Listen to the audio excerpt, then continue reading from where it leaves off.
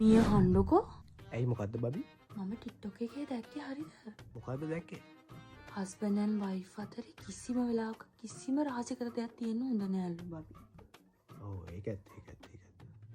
husband and wife අතරේ කිසිම දෙයක් තියෙන්න හොඳ නෑලු රහසිගත.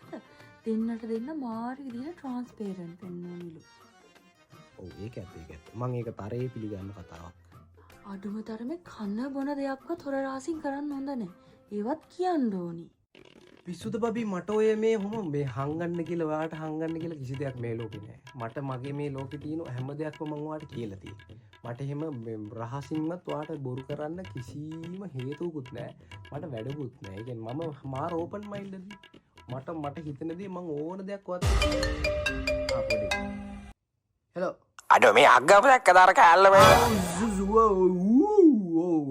මේ මම ගෙදර ඉන්නේ වයිෆුත් ඉන්නවා මේ කෝල් එක ස්පීකර් ෆෝන් දාලා තියෙන්නේ නෑ මේ හෙට කොත්තුවක් කන්න යමුද කියලා අහන්න ඇදුවේ හරි හෙට ගන්න හරි මචං ඕකේ යාළුවෙක්ගෙන කෝල් එකක් කරන්න තමයි ඉතින්